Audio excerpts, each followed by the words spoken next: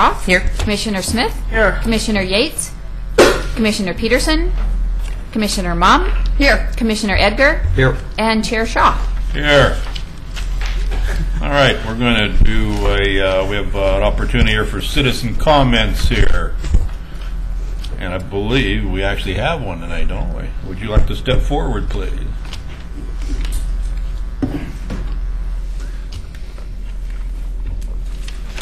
Mr. Chairman, my name is Jerry Herman. I'm not a resident of your city. I live in Gladstone, but I do serve on your Natural Resource Committee. I'm not speaking on behalf of the committee, Natural Resource Committee.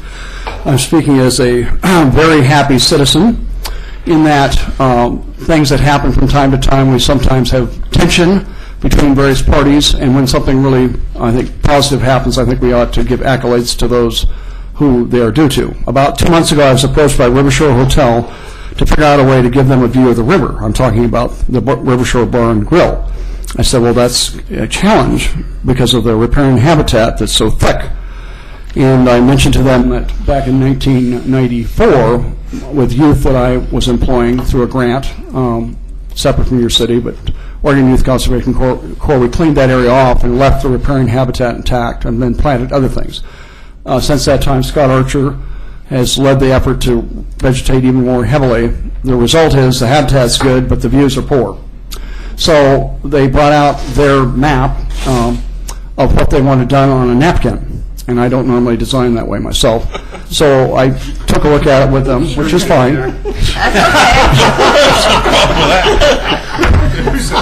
We all design our own way. Yeah. And I suggested that a little more art might go into it, and so I suggested some things they might do, but fundamentally they had to talk to the city because it's the city's domain, the city's purview over that area. And so they went and talked to David Frazier, your administrator, and other people in your staff. I think Scott Archer got involved. But today, this is just, you know, I want to tell you how pleased I am. It'd be so easy to remove the majority of the trees along the river's edge. The views would be great. The shade cover on that side would be diminished. What Larry Potter, under his leadership, did was carefully branch all the trees closest to Main Street Extension, shall we call it, Dunes Drive, Edgewater Drive, I guess it's called, and then thin out where he could the trees along the actual edge of the river, leaving the majority of the trees that we planted with youth back in 1995. And I'll have to say it's not the biggest view of the world, but it's probably correct for that site. And so I called Larry and told him, Larry, I don't know how this happened, but thank you. Sometimes I get a little uptight about tree issues, as you know. But it's more standing either dead or live wood or downed wood. It's a habitat issue. It's the infrastructure. That's what I put on my card. You're interested in infrastructure for people's uses. I'm interested in those uses too, but also wildlife infrastructure issues. And if we degrade the habitat, especially along the river's edge, it has a consequence. So I just want to thank everyone that was involved in these decisions, and in particular Larry. And as a member of the Natural Resource Committee, I'm going to ask the committee to send a letter in his behalf commending him, because it's not easy to do this. This is tough duty to try to balance wildlife, environmental people like myself, and I'm moderate, rabid environmentalists, I can tell you who they are, and then the general needs of your city for liability and other things. So I just want to say how much I'm pleased with the approach the city took in this regard. Thank you. Thank you, Jerry. Very nice. Right. Thank you. We could have met down there instead, you know.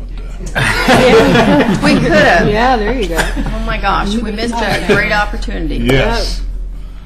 All right, thanks, Jerry. Adoption of the agenda. I move we adopt the agenda. Very good, thank you. Don't have to do that. Let's do general business. 4A, transfer of Stimson property as part of the junk handle project. Eric Underwood, please. Thank you, Mr. Chair. This was a request to place this on the agenda at some point for the Urban Renewal Commission early, or I guess late last year. I came on board and working through our work plan, we decided to place it as a high priority on our work plan for the next year. So I'm bringing it to you tonight. It is a consideration of the Stimson property, which is an undevelopable property that the Urban Renewal Commission owns. And the idea would be to transfer or to trade that property for city-owned property on 12th and Main. So I've got a map here attached to show the Stimson property. I think it's roughly 21 acres, I believe. Undevelopable. The 12th and Main property is about 18,000 square feet, just under half an acre. And there's a map of that on the back side of the Stimson map. It's actually showing one tax lot for the 12th and Main, but it's actually both tax lots combined there, those vacant tax lots. So I guess with that, I'll turn it over to the commission to let them discuss what would need to happen. Would be that if the commission decides to do this, they would have to forward this up to the city commission for consideration. So we would be making a recommendation. Right. Okay. Right. So. Okay. There we go. Mr. Chair. So, Commissioner Edgars. I've spent significant time talking with Eric about this earlier and on earlier occasions. And this property that is being taken, that was urban renewal, has access off of Main Street. It's about 10 acres of the total property that represents the Stimson property. So it's not all of the Stimson property. Recently, a purchase of property just like this was done in Portland, and I gave Eric the information on it, done by Metro to acquire property next to the Colwood Golf Course that was effectively undevelopable, but for environmental purposes, much like what this is being creating into for water retention purposes. They paid about $350,000 for that property to acquire it for that purpose. It's almost identical, but in reality, the property that we really should be looking at to acquire, and I've talked to Eric about it, and I'd like to pass this around for everyone so that you can see it. And I've sent most of you guys emails on it. But here's these pictures of the property that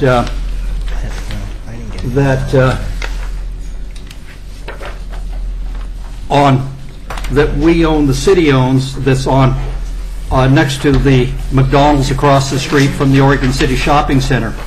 And I would propose that that is a better piece of property for us to swap, in as much as that 12th and Main, really without the acquisition of Kentucky Fried Chicken, most people really aren't much into it.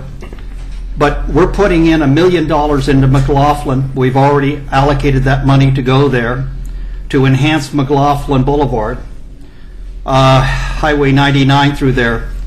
This property there would be probably have a greater potential of being shovel-ready and something that would allow us to do something with it. And if there's going to be a benefit that could be derived from redeveloping it, or this is the type of property that could give us a home run, could give us some real return in something we can get our teeth into. It also gives us some bargaining places with the McDonald's operator, the new McDonald's operator there, about possibly doing something about rebuilding his McDonald's. But this really is a much better piece of property that we should be swapping for. And it's dollar for dollar, but with our $1 million that we're putting in, this really gives us a chance to get a return on investment out of it, out of our money, and do something that makes urban renewal well, makes our city well, creates a job, and brings in investment. So I really strongly propose over 12th and Main that we take a look at this property as a better choice for Oregon City and for the Urban Renewal Commission. Thank you, Commissioner Edgar. Any comments, sir? Yeah, go ahead. Okay, what is Mr. Underwood, what do you think here? Well, basically, looking at this, I'd like to point out that whether it's swapped or not, all the land is still in the urban renewal district. So there would still be increment generated regardless of who owns it, urban renewal commission or city. So when it comes down to it, really, in analyzing this further, it's just a matter of whose name is on the deed. A plan amendment would have to occur in order to incorporate this new land into the urban renewal plan, because it's not included currently because it's owned by the city. So And that is would affected by the new district voting conditions? And I don't believe so, because I believe the measure deals with bonds and indebtedness, unless the city wants to sell the property to the commission and the commission wants to buy it, or issue bonds to purchase the property. I don't think it would affect it. Okay. So. All right.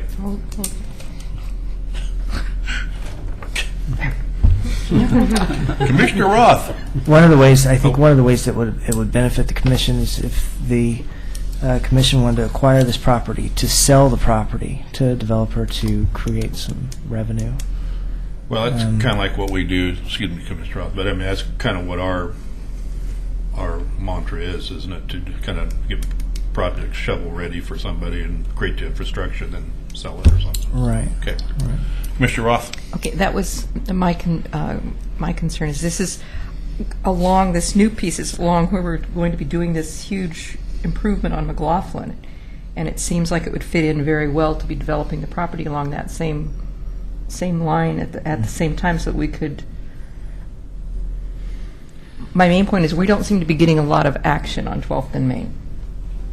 This is a much more appealing piece of property to me if I were a developer.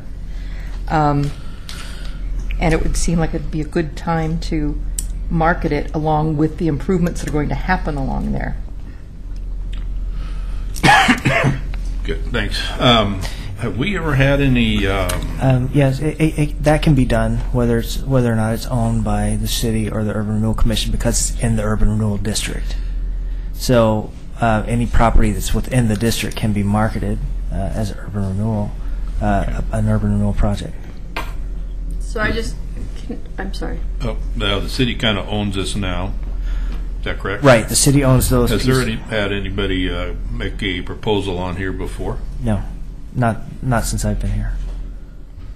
Eric, you've been here 9 months. I think there was plans for that property, was. not I thought there several was. years ago. Yeah. Several years ago, meaning 10 maybe or 20. Not that I'm aware of. 10 or 20. Yeah, 35. somewhere in there. Somewhat the last 30 years. Right. It seems like this may be one of those distinctions without a difference kind of thing, because Well, If we're going to transfer something, let's have a good asset. And that's to me is let's have something that which we could do something with. That's all. And obviously the city doesn't have a plan, or they would have done something with it in the last 20 or 30 years. And so let's get it into our marketing plan and start trying to make hay. Okay. Commissioner Mum? So is 12th and Main in the Urban Renewal District's name? No, it's in the city. It's city So ownership. they're both city both properties. pieces are just one. 10th and one Main piece? is owned by Urban Renewal Commission. 12th and Main is owned by the city. These tax lots that Mr. Edgar shows here on the map, they're owned by the city. So But they're all within the Urban Renewal District. right, I get that. So you're I gotta go back and look at that again. So it's 2 lots that you're asking for. Is that correct? I'm asking for both lots or all lots on both sides of McDonald's. There's 3 lots. Three lots. So I want to just be very clear on what's the price difference, appraisal wise. I gave Eric that information. I don't have it with me right now. That's okay. So I know the appraisal on the 12th and Main is $273,000. Okay. I don't recall the appraisal on this. I know I have that. Mr. Edgar did give me those figures, but Well, you'd I have to haven't- get I your haven't ordered an appraisal person on these, to yes. do that. Order one. yes, and I'm not sure when they were done. So Okay. I haven't ordered an appraisal on that, so I don't know. So can we like put forth a motion that we want to transfer, but we don't know which property? Well, Well, Or do you need to have a specific property in the transfer motion? you know, I think it's up to the commission. Because I'd like to see an appraisal on the other two. well, can I And what suggest is- before we spend money on appraisal? Yes. Or make motions of any kind, I think we need to understand what are we trying to accomplish here? Right. That's Because the other piece. I'm having a hard time figuring out how I would, as a city manager, as opposed to an urban renewal asset, how I would say to the city commission, you should pay money, you should buy this property or sell this property, or how could I advise the urban renewal Right. commission to buy or sell a property when I don't see a distinct benefit to either organization? They're so closely linked. We have most of the same people, certainly the same staff, trying to market properties regardless of whether it's the city or the urban renewal commission. So what is it? Maybe I'm not understanding, Paul, what your point is, but we can't. It's hard for us to look at the city and urban renewal really in a vacuum because we're working on this together. yeah. And I'm not sure I understand, other than going through the administrative expense of the transfers, what are we going to accomplish? You know, if I could just add something there. You know, the initial goal and the goal setting at the beginning of this fiscal year, or at the beginning of the calendar year, I'm sorry, was to aggressively market the 10th and Main and 12th and Main properties. That was called out. Those were individually called out as my charge to market those. It doesn't preclude the fact that we could market these as well, and so we could expand the land of opportunity thing that we started with I guess these properties here. My last question that I had is why did you choose 12th and Main? Were you looking at like making a swap for a particular reason? That was the initial request. That was the initial concept when we From were the doing the urban- work plan. Okay. Yeah. Okay. And so it has since expanded. Some conversations with some folks and a commissioner to maybe talk about other properties as well. So, Oh, okay. but the initial concept was the 12th. and Main. Was the 12th and Main. That's what Okay. we asked for. Right. Okay. We'll go to Commissioner Neely now. First of all, I take exception to the chair's gender bias of putting a woman on the queue in front of a man. Having said that, however, You'll get over that. I guess some of the arguments that can be put forward are these. If it's city land and the city actually sells those lands, I presume those funds could go into the general fund. If the Urban Renewal Agency owns those lands and we sell it, then they could be used for redevelopment purposes and so forth. Correct. The other thing that strikes me about these is they are effectively blighted areas because it's almost all in the floodplain. They'll be challenging to build upon. I mean, they'll either have to build out of the floodplain, perhaps have parking facilities underneath or something else, Yeah. or they're going to have to take fill from out of the floodplain in order to build there. So there are challenges there in terms of it. I don't have any angst about it one way or the other, frankly, but I do think because of the natures of the property being in the floodplain and effectively blighting the area to some degree, it fits. All right, Commissioner Smith. For all of us that have lived here for so long, that I'm assuming all four of those pieces on McLaughlin, all four of those parcels on McLaughlin Boulevard were part of the water treatment plant, right? It wasn't ever part of the park. No. No. Okay. We've had the topic that I'm going to bring up occasionally with other properties, but I guess if we ever get to a point where we're considering selling these pieces or developing them, I think it could be argued, especially for the parcel closest to the park, that it's part of the park. Not in the sense it's a charter park, but it's been used for decades as as Parking. trailer parking, et cetera, and as an annex to the park. And I think we may run into that question of whether it's considered a park or not. And so I thought I'd bring that up. To me, it doesn't necessarily have to be a charter park to be concerned about that issue. If people consider it as a park, it's a park regardless. And so we might have a problem pitching that idea to the citizens if we say we're going to develop that whole section. But, it could also be broken up. So I just wanted to bring that up. I guess I don't necessarily... The only issue that I've ever had with trying to differentiate what the city owns versus what the urban renewal district owns is when it bites us in the butt. Yes. And it has. But other than that, I kind of am asking the same question. What is the... I guess for my own interest, if the Urban Renewal Commission is going to be developing them, they should own it. Yeah. Period. Whatever property it is. Right. And if it's property that's not going to be developed, it should be the city's, whether it's park or open space or whatever. It seems cleaner that way. It's easier to understand, and it doesn't get us into problems in the future with selling property that we don't own. Or Yep. Okay, Commissioner Roth. Well, I'm a little bit confused about what you just said, Rocky, that if we're going to develop it, Urban Renewal needs to own it, because that would take everything out on the hilltop out of development, since it's not Urban Renewal. Is that right? no, I'm saying. These properties. Okay, say that again. What I heard you to say was Urban Renewal's goal is to develop these things. So if it's something we want to develop, it needs to be Urban Renewals. But does that mean that any property the city owns anywhere else? If it's an urban renewal project, I guess I should say. Okay, that makes a difference. Okay.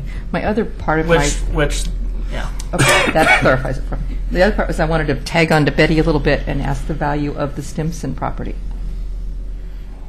I would say that property has probably none to negative value due to the fact that it's undevelopable. It can't be developed.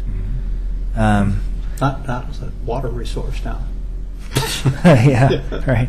Not the whole. For instance, the Cove value of the Cove property right now is appraised at negative $12 million. So, just to So give that you an means if idea. I want to buy it, you'll pay me? Yeah. Okay, That just means that improvements Mr. need to Chairman, be made to make to value. dovetail a little bit on what Eric's saying here, keep in mind too that lenders are getting more and more prescriptive.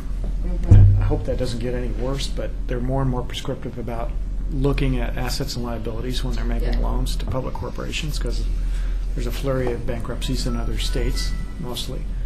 And so you don't want to take on a liability for sure on your balance sheet if you don't have to.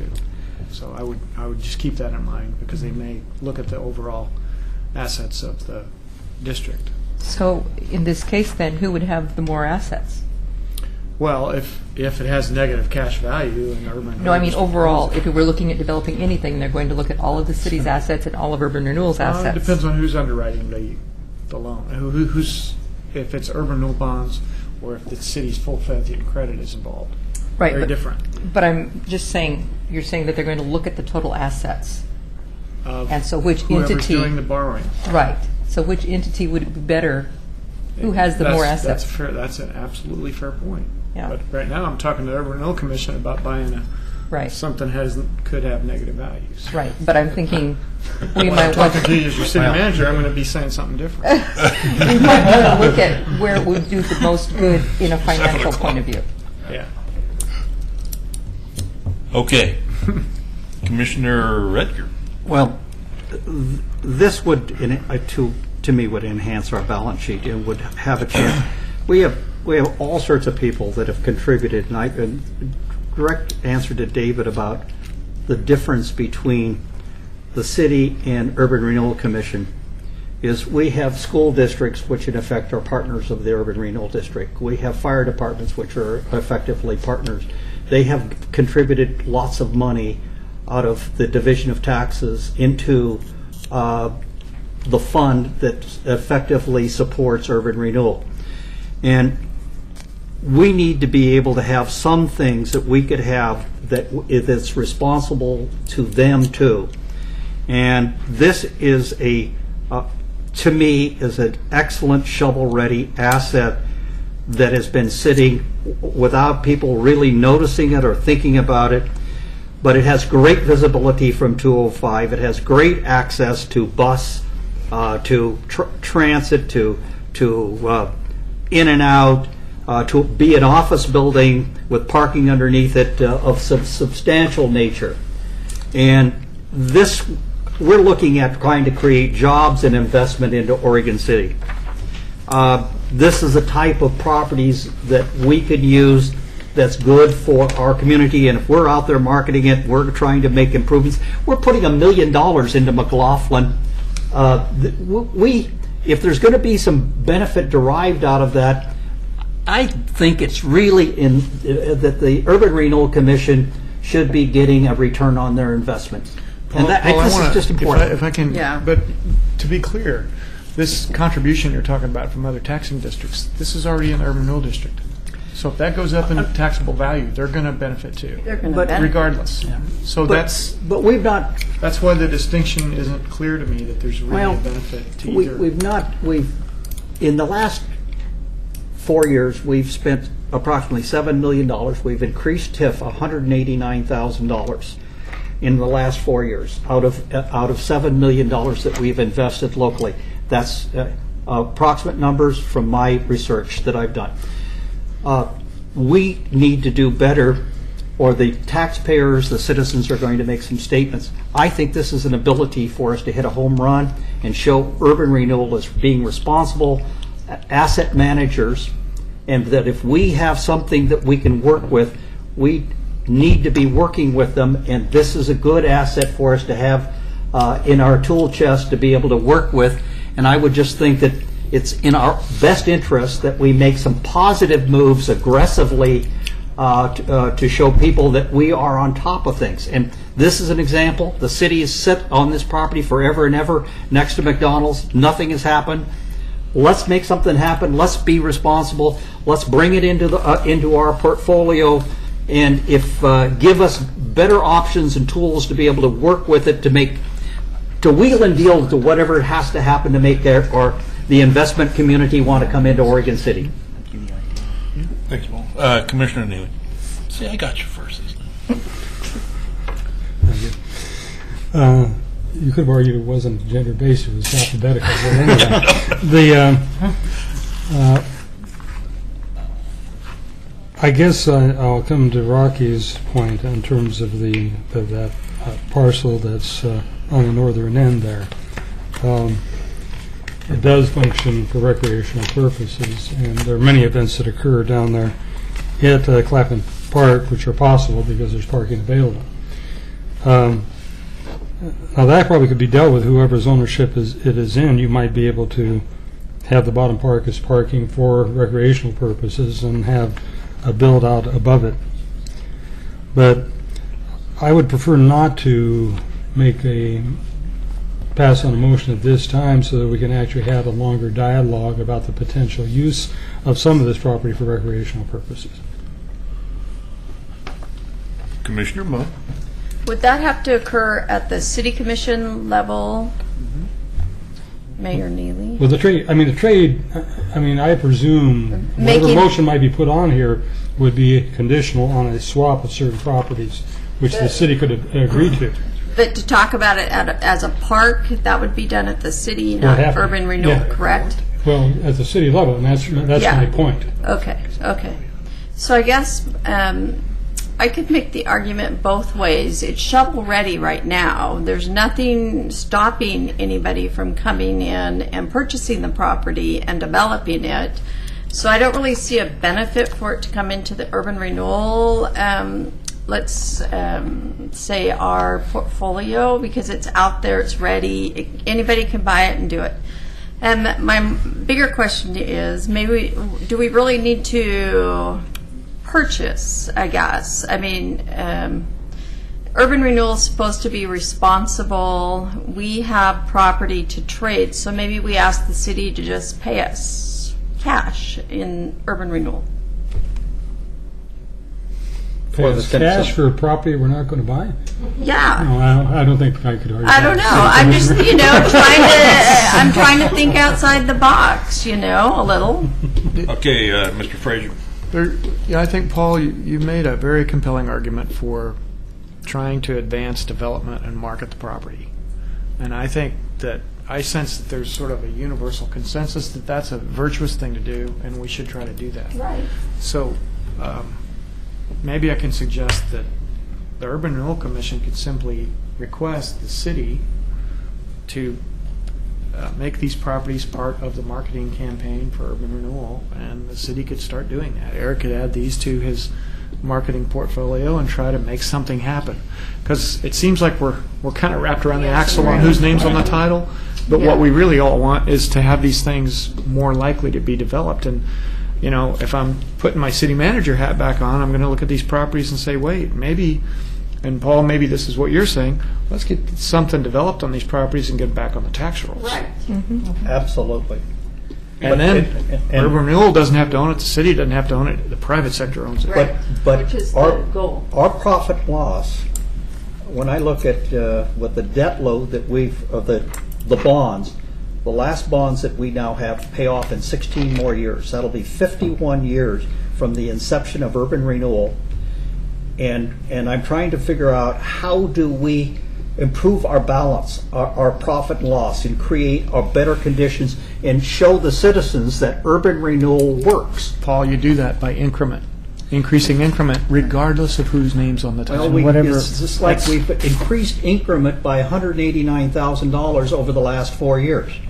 With $7 million going out. We've got to be able to do something better. And this is an example of a place where we've got to hit some home runs. And if we don't show that we're doing this, I brought this to Eric a month ago about trying to dialogue out the Stimson, because the city acquired or took the Stimson property without approval of the Urban Renewal Commission, effectively devoided it of value. And so we all agreed that there should be some transfer of that asset because it's no longer capable of doing anything with it because it's a water pond. So let's take that land and transfer it for something. And to me, this was the pieces of property that had the greatest opportunity for us to be able to do something with. Whereas if I look at 12th and Main, the 12th and Main parcel, anybody that's looked at it said if you don't have KFC added to it or with the problems there, it just doesn't seem to make sense. This, I think, could make sense. So we've got a plan that says let's transfer something. Well, if we're going to transfer something, why not just transfer this? Well, there could be other options too. Well, if there's some other property. Well, let me make sure I understand where you're going here, because I want to try to understand this and understand your point. I'm looking at this and seeing two city-owned properties that have value, right? And we're talking about going out and finding out what that value is with appraisals, and then you're suggesting, if I might, and when I go off track, you tell me if I have. But you're suggesting that Urban Renewal Commission then come along and effectively buy these properties from the city after we get these appraisals. I don't even think we need to have appraisals. Okay, skip the appraisals. We don't need to spend money to make this happen. We just need to make it happen. Well, just a minute. The city is going to be saying, what's the value of these properties? Right. And the people that have responsibility to the city as a corporate entity rather than this commission are going to look at that and say, okay, it's city-owned property. But my point to you is this. If, as an Urban Renewal Commission, you can get increment from these properties without owning them, why do you want to buy them? That's because you're spending resources to buy them, Well, I'm not, and you want a return on investment. the best thing to do is get a free investment. Well, if I could, I want to make the urban, I'm not wearing the city manager's hat, I'm wearing the urban renewal manager's hat, you might say. And I'm saying I'm representing urban renewal, and I'm trying That's to what make I'm asking urban you. renewal Though. Why well. do you want to spend money And so I'm on thinking- property you can get increment from without owning it? We're going to flip it just like any other parcel. We have not been flipping things or turning assets to create possible things. This, to me, is the type of asset that we can bring assets back in it and create a better financial condition. But we you're could, back to and who? we can leverage. You're better back to our bonding. marketing, though, and trying to make something happen Yeah. on the property, regardless of who owns it. But which property are we going to transfer? And it just boils down to if I had the choice between 12th and Main or this property, I would choose this property and so over. And we're going to do something. We're going to transfer something. So why not transfer this? I'd like to go back to I'd like this. to have my order here. Oh, Okay. sorry. All right, Commissioner Neely. Number one, there's not been an agreement at all that we're going to transfer property. I mean, we talked about it, but we've not committed to that Okay. transfer. That's what I wanted. Thank you. I do disagree that it's really shovel-ready when it's in floodplain. I mean, there are challenges there. They're not the same challenges as building on the dump site, but there are challenges there. So I don't think it's really shovel-ready. My statement, I think, is that it's premature for a motion on this. I agree. I don't think we need to go through a land value assessment if we're going to work out some kind of swap. I disagree that the land between the rail tracks and Highway 205 have no value. They have no monetary value, but it has enabled us to use cut and fill for development purposes, so it has value in that sense. And if there's a surplus of cut that we've done there, I don't know if that's the case. Maybe it can be applied to other areas in the urban renewal district to promote development within the floodplain too. I was strictly talking about monetary value. Yeah, no, I understand that, Okay. and but so it's a thing that I think merits discussion. I can see some benefits to it, namely, specifically, that the monies will go to the urban renewal district as opposed to going into the city general fund, Right. and I think that is a benefit. Yes. Yes. Maybe that's what I said very poorly, and you said much better. That's because you took it out of order. I got it. But I really thought the urban renewal district wanted to get out of the property owning business. I thought we didn't want to have properties, and it puts us right back into owning properties again. Isn't that what we discussed a I couple of agree, but I meetings would ago? argue that's the case of the city as well. Okay. On I just these want to be properties. clear on that. Thank you. Okay. So, We will continue our discussion. if I could just add one thing, Doug, Commissioner Neely, you are correct. On the jug handle project, we did overcut that, so there is actually capacity that could be balanced, and so that is a plus for that. Yeah. You know, whether that's sold or it's given away as part of another urban renewal project. Right. You know how that's handled. There is capacity there, and John's not here, but it was a significant Good. amount. And on the piece between Dune and McDonald's, you know, the difficult part there is not only that you're in the floodplain, but you also have an existing access easement that's for fire life safety to get into the McDonald's parking lot right down the middle of that property Right. that needs to be addressed. And, you know, I think, you know, from a staff member's position, you would certainly want an appraisal on that because the development costs on that property are going to be high. And just out of curiosity, where is the excess material located at, Tom? Well, so between the railroad tracks and 205, where we're putting in the storm detention in the new wetland area, they overcut that. When they Right. went in there and they took out all that sawdust and all the other leftover. Yeah. So they ended up, relative to the amount of fill that they put in with the jug handle project, they did excavate excess amount to come out. So there is a net positive there. So where did that material go, though, the excess amount? Oh, I would have to talk Is with that John what's Lewis. down there in Canby on the? Some of it. Well, yeah. I mean, it's along the railroad tracks, but past the Keneva. Well, And that's Kenema. that's where all that Yeah. came from. Okay. I would have to talk with Mr. Lewis. I know it wasn't reusable as part of that. The problem Yeah. with that is a lot. There was Okay, quite a bit thanks. of garbage in there. So is there a direction or? Well, I think it's, okay, well, I've got, Well, he was asking the direction. I wanted to make oh, you're going to sense. give us direction? Okay, Well, I Commissioner think- Neely. no, Yeah, go ahead. I thought I did, but anyway, partially in response to your question there, it's the net buildable stuff. It may be the stuff that was taken out there is not appropriate for fill. It's got a bunch of sawdust and so forth, but we could bring in soil from another area so long it's a balance. Isn't that right?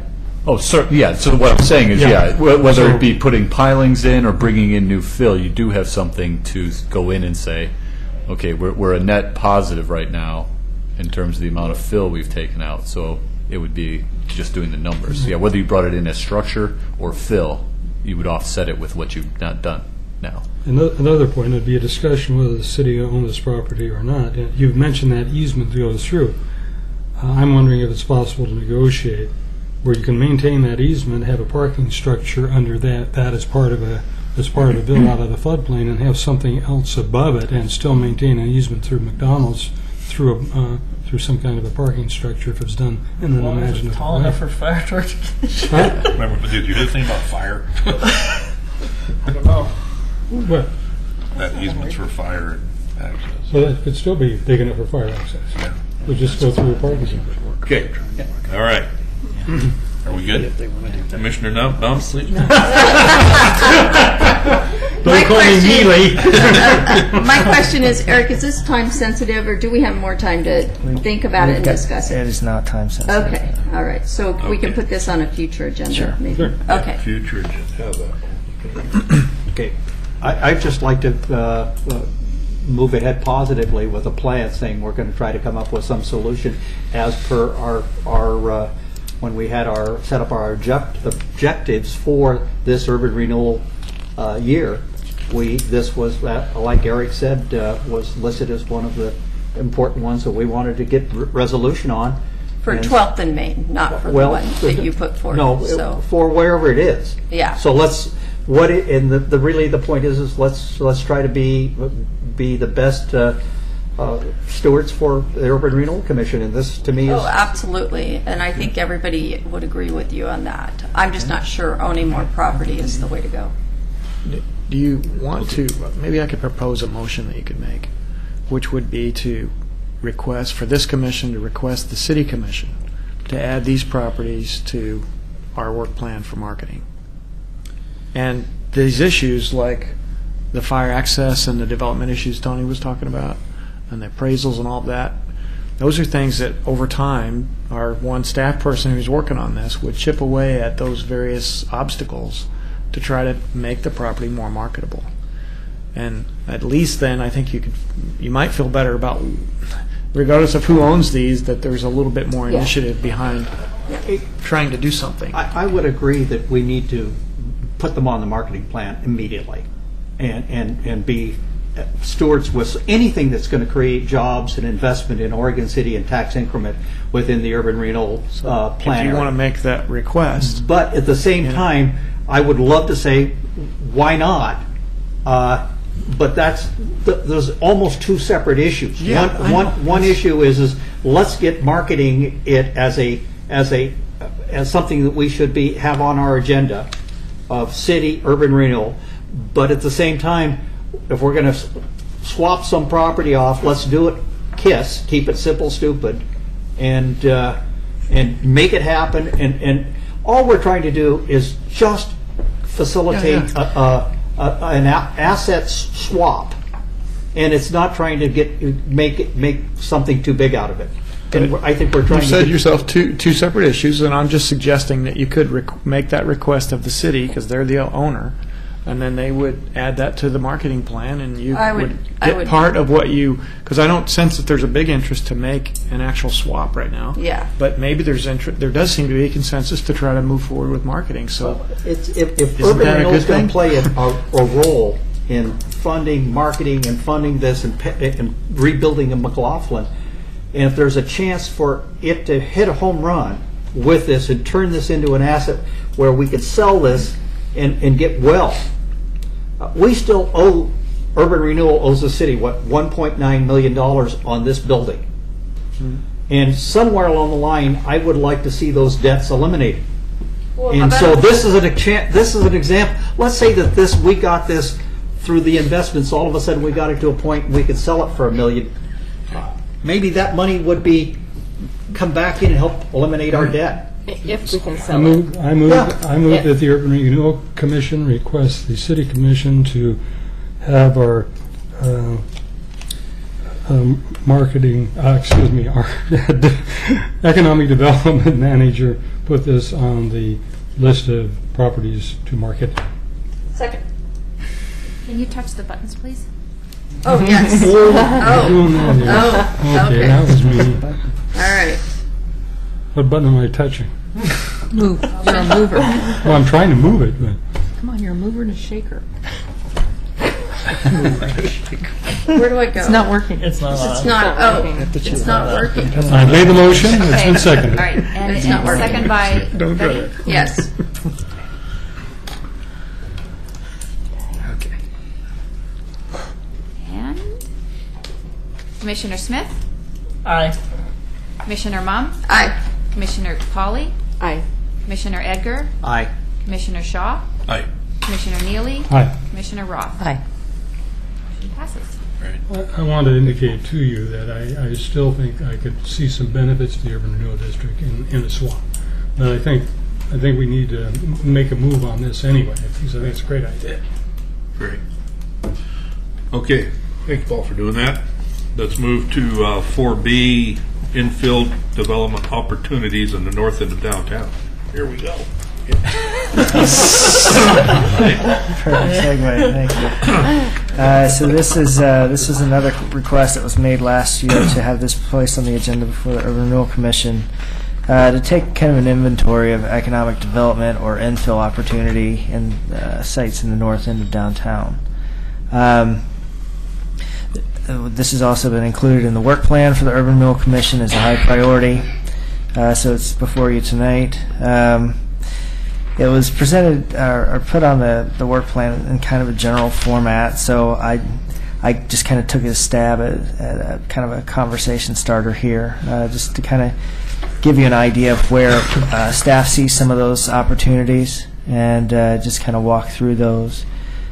These are not specifically publicly owned properties. They're also privately owned, but they're vacant or for sale, which at some point could be negotiated with the property owner if development or redevelopment is seen as priority in that area. So what I have given you tonight is just kind of a map. I've placed dots on the properties that we see as opportunity sites or infill sites in the downtown. And we define the north end of downtown as kind of the gridded area of the core of downtown. And I didn't go beyond Abernathy on this map. So you'll see kind of a general overview aerial map, and then I've created property reports for each one of the properties that are identified on that map. The first two are a combination of 12th and Main, so both tax lots for 12th and Main. Of course, as we just mentioned, that's owned by the city. If we move on to the third, we have a property that's currently has a structure on it, but it's for sale. 212 14th Street, so it's right across from Lithia there. And then the properties adjacent to that one, they're also for sale. So we see that as a potential redevelopment site on a highly visible, trafficked street. They're small lots, so development could be constrained due to the size. The fifth page there is 922 Main, otherwise known as 10th and Main, which is owned by the Urban Renewal Commission. Moving on, there's 1102 Main Street, which is basically a parking lot currently. And I believe that's owned by the county, but it's very underutilized and it could serve potential as a redevelopment area.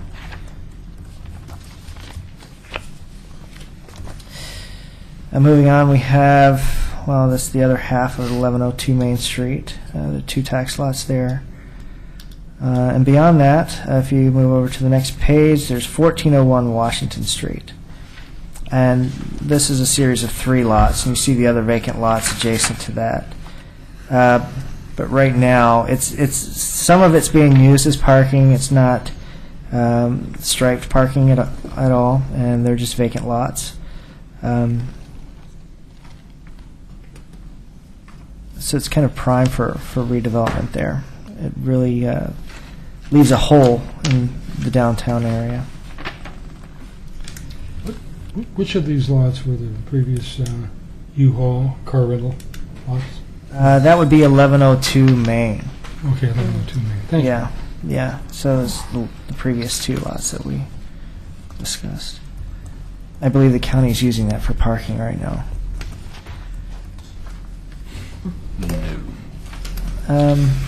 What type of agreement do we have with the county on that? I'm not sure if we have one. It's a private lot, It's isn't a private lot. Yeah, We it's don't not have ours. one. It's not our lot. it? No. No. The only public lots in this list are 10th and Main and 12th and Main. Yeah. The rest are private.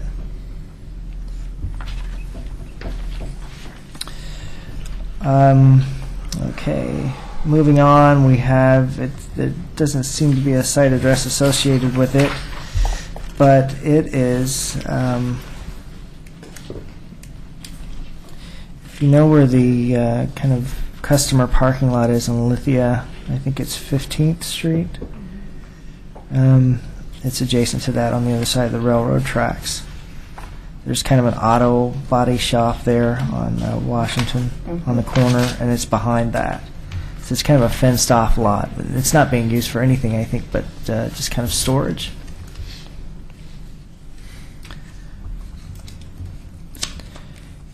And moving on, that's yet another site with no site address.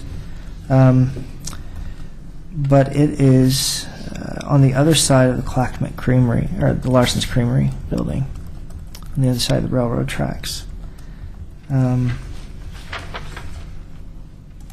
14,000 square feet, just about a half an acre.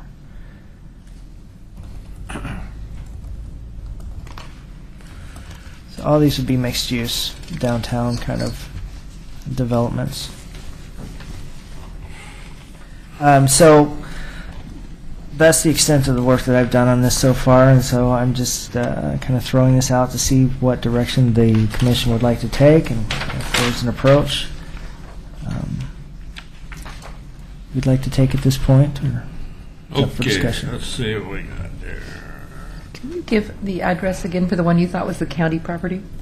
The 1102 Main Street, You mean used by the county? used by the county. Okay. Yeah.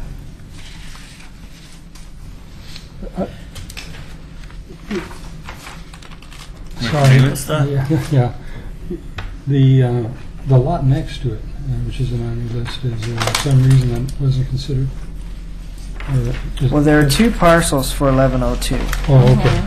So one's on the front side, the other's on the flip side of that. B. If you have a hard copy. 1102B. Yeah, there's 1102 and Let's make 1102B. sure I understand it. Yeah. Yep. Okay. Just a moment there.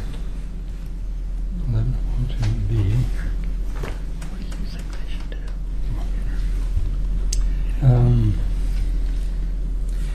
You put 11A on too, did you? So you see which one did. So are you looking for direction? Well, you know, the reason it was on the work plan is kind of vague to begin with, and so I'm just looking for an approach that the commission would like to take at this point. There's not a lot of increment You got this one here. with the Urban Renewal Commission now to purchase any property. Right. So other than the ones that we're concentrating on right now, the 10th and 12th in Maine, I think, in my mind, I think the best approach would be to concentrate on those that we own now and get those developed and get some development started downtown. Absolutely. But keep these in mind as kind of a strategy. Once those do start developing, then we can maybe approach some of these private property owners to continue that momentum or continue development downtown. Yeah, I would So agree. That's my suggestion. Okay, Commissioner Neely, are you on? Will be, but you got Commissioner Smith Okay, on there, I think. Commissioner Smith. I would agree with Eric. I guess also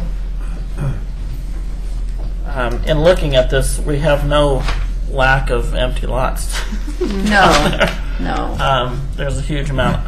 So I guess if we ever develop a plan to specifically start dealing with these parcels in the future, I guess I would prefer to start with ones that don't have buildings on them, especially ones that are historic houses, even though they're not on paper as historic houses. But all the properties, all the 14th Street ones are houses that are there that aren't historic sites per se, or actual historic buildings, but they are original downtown Oregon City houses.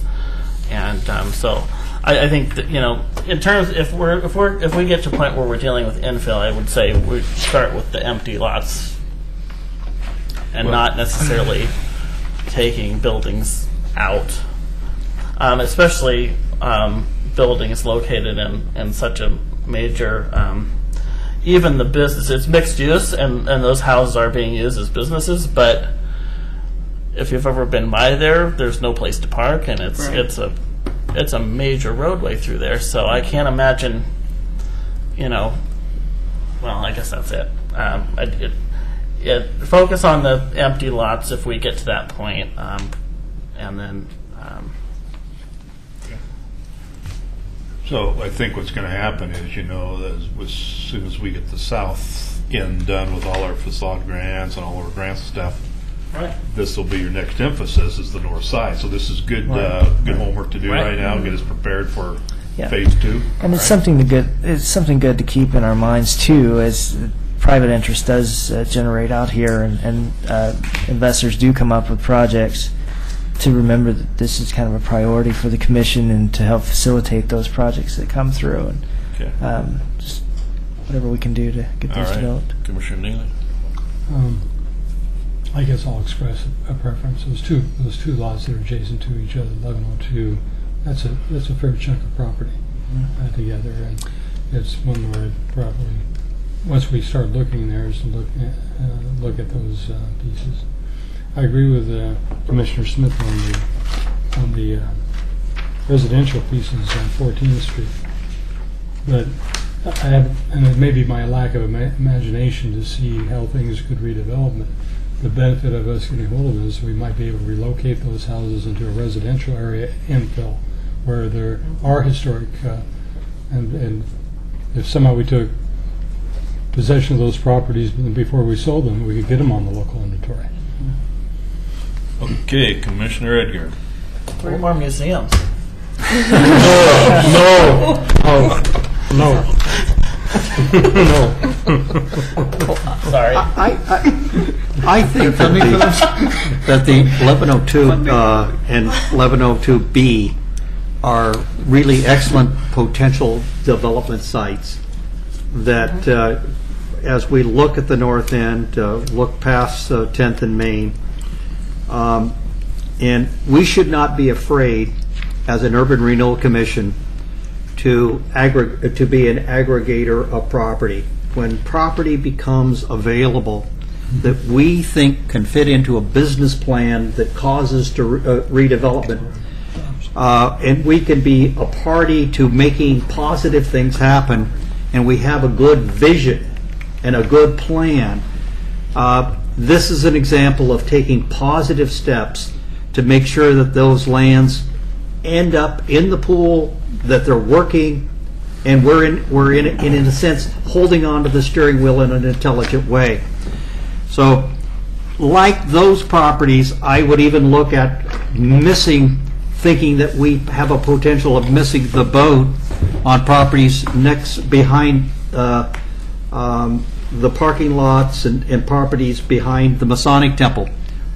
We need to solve parking in downtown Oregon City, and if we don't solve it, we're in trouble. We create problems, and there is a certain length of distance that people with handicaps or disabled that they can navigate. And the courthouse pulling in, let's say, 6,000 people a week, if 25%, 20 to 25% are disabled, we're in trouble in downtown Oregon City, and we haven't got really solutions, and we need parking lot down there. We should be aggregating lands together to make that happen. If we think that we can take and turn and make positive things start to happen on the other side of 10th, and we say 1102 and 1102B are positive, and they are great locations, and they link back to our property directly across at 12th. And we need to get aggressive. We need to make positive things happen, and I don't see us being aggressive, and I think that's a mistake. We're allowing properties to get out of not happen smart, and we need big chunks, something that people can come in and where we can start wheeling and dealing. We can give Eric something to really work with. And I think, thank you, Eric, for bringing up this, getting this inventory in front of us. But I just think we sit back and don't make things happen, and the failure to not make things happen is going to kill us. So what would you suggest that we do? I would suggest that we actually take a look at, are those properties available to be purchased? What would be the purchase price? We have about $4,500,000 in our urban renewal fund right now, if I understand the fund balance. I would be coming back and saying that if those properties were available at a reasonable price, and we could acquire them and put them into a marketing plan and say, okay, now we've got property across the street. We're trying to create a block. We got the parking lot right now on 12th. So you would say we should purchase? I would say that we should enter into a purchase of it with a plan to say we want to flip it within 12 months. And no long-term purchase on anything. We want to enter into a plan that takes property and makes it into something that we can go actively out and flip and make money and create activity. If I could add something there, we do have a certain amount of increment that we've generated, but however, it's tied up right now in money for the programs that we have that we're offering, the incentive programs, staff, personnel, and the Cove project that we need to kind of be wary of, because if that goes through, we're going to have to service the debt. Right. And we're at a point now where we're trying to do that, and we're very limited in those funds. Right. So a lot of luxury to purchase property right now is virtually impossible. There's not much at all. Okay. Thank you. All right. Commissioner Pauly. Yes. Good evening. Yeah, I am we here. go. Yes. I want to thank you, Eric, for getting this list together. I think it's a good visual to see what's available out there to get plans. The properties on Main Street pop out at me just because we can kind of get fractured and jump all over the place. But Main Street is a big area of development right now. There's been a lot of money put into it. There's a Main Street organization, and to me that would make the most sense. It would create connectivity there on Main Street where investment is already taking place, and I think it would move probably the fastest out of any of the properties, the ones on Main Street, since the ball is already rolling. Okay. Commissioner Neely. Yeah. Pauly was right in terms of philosophy of urban renewal district. One of them is to, in fact, aggregate property and set it up so that it can be developed. I think there should be a major discussion at our goal-setting sessions next at the beginning of the year. There may be some things get resolved in that period of time, and we might be able to have this kind of fruitful discussion at that time. But I do think it's important for us to aggregate some of these properties, the ones that are bigger. Okay, Commissioner Roth. I just wondered, you've gone to all the trouble of putting this together, Eric. Is this available as part of a packet to developers, this information? No, this is just the initial presentation. So is this something of we this could information. develop into? Absolutely, yeah. Yeah, this would be part of the Great inventory, idea. sure. Could be on our website. Absolutely. Thank you. Yeah. Okay. Mr. Chairman, I had one thing I want to follow up. Yes. Mr. Edgar, you just made a pretty long statement, but at the beginning of your statement, you said we need to solve the parking problem. And I know that you're aware, and I think everyone here is aware of a letter that I sent to the county commission. But one of the things that hasn't happened is this commission hasn't passed a resolution or motion or directed staff to collectively prepare a letter for you as a commission to send to the county commission asking them to partner with the Renewal Commission and or the city. So this commission doesn't have $300,000 that I put in that letter. But that doesn't mean that you couldn't ask or suggest based on the statistical information we have. You're right. The vast majority of people that are parking downtown that don't have spaces afforded them are employees and users of county facilities from around our county, not necessarily from Oregon City. Many of them are, but many of them aren't. So if you'd like the staff to, if the commission would like the staff to prepare such a letter, a draft, I'm sure that we can work on that. I know that David and myself and we've talked about this a lot. And we've, and I helped facilitate Judge Herndon coming in, and so we could try to do it. And I've had further discussions with Judge Herndon. And so the need for us to, as an Urban Renewal Commission, as a facilitating entity, we should jump on board with your letter, almost paraphrasing the letter that you put out, but new and creative, about how the Urban Renewal Commission, wanting to have positive economic development occur in downtown, is willing to step in and partner with the county also as an entity to helping solve this long-term problem of adequate access and parking to facilitate economic growth in downtown Oregon City. And what I'm suggesting is I know that you have been very active and out there making these sounds to people and trying to get them to pay attention to it. It might add another layer of voices to it if your colleagues on the commission were so inclined to have staff draft a letter like that could come from the Urban Renewal Commission. Move to have such a draft and have the draft sent by email to us to look at before the next meeting. Okay. Very good. I'll second.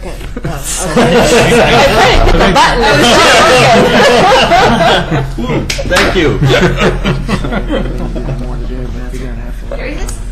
Yes. Okay. All right. Are we ready? Let's pull the board, Nancy, please. All right. Commissioner Pauley. Aye. Commissioner Mom.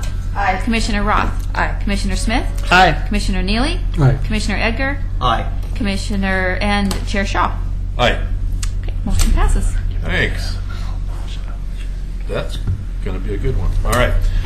So, I guess we're going to move on to the city manager's report then. Don't have anything, Seaton? Nothing about the vacation or anything? I can. Hot air balloon Went to ride? Mike's Drive-In. Took them all to Mike's Drive-In, buy local. Took them down to the Thai restaurant downtown. They love Oregon City. They love Oregon. Blackberry milkshakes? Yeah. There you For go. the record, we have a Vietnamese restaurant that serves Thai food downtown.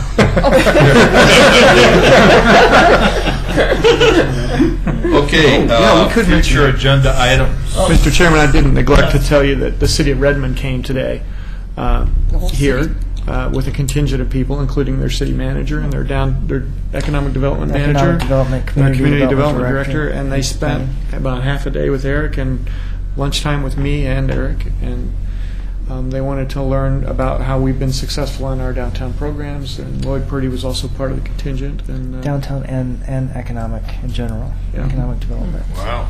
they asked us a lot of questions about things that had been happening in Oregon City. Were starting to kind of get noticed, I think, by other cities around the state for things that are being accomplished here. And they ask it about everything, literally across the board, from EID to how you do your storefront grants. And so some of it was more Main Street, but a lot of it was economic development and how we're able to get so much activity going at once in our downtown. And they have a lot more. They have a lot more money than we do as far as the increments that's being generated, but they have a lot fewer projects and less organization. So they're trying to figure out how to put those two together. We surmised that if we had both the city's assets in one place, we could really do some stuff. But that's going to be hard. Let's see, that puts you about mattress. That is all. I believe I would like to follow up because I did comment at the commission meeting, but not at the Urban Renewal Commission, when we had our walkthrough from the region of the downtown area. The mayor of Hillsborough was very, very impressed. They have a couplet system there, and they want to do some major things on their main street. Had one of the main staff persons involved in that, and I don't know if they've come back to you, but they were very impressed of what had happened down there. So it's, Something to be proud of. yeah. One thing that I saw and I thought was interesting was Hillsborough refinancing some of their long-term bond debt and how they dramatically reduced their interest. At least that's the way it was published in the Oregonian. And so when I saw that and I started looking down at the interest rates we have on our urban renewal bonds, I thought to myself, maybe we could double down a little bit of this stuff and say, okay, we shorten our time frame and we reduce our interest rates. You know, like a 15-year home loan is at a lower interest rate than a 30-year home loan. And so is there opportunities, and the fact that we do look good, where we have a reasonable financial balance sheet to project to somebody, is there anything we can do to facilitate reduced or improved interest rates to us? And maybe improve or reduce the time frames or the costs of our financing. Right now, given the market and doing financial research for the Cove project, the way the market environment has changed, they're looking more to do something like that. They're looking more than just support from TIF, from tax increment financing. They're looking for additional backing, like full faith and credit from the city. Or other backing, at least a dual backing for the loan or financing.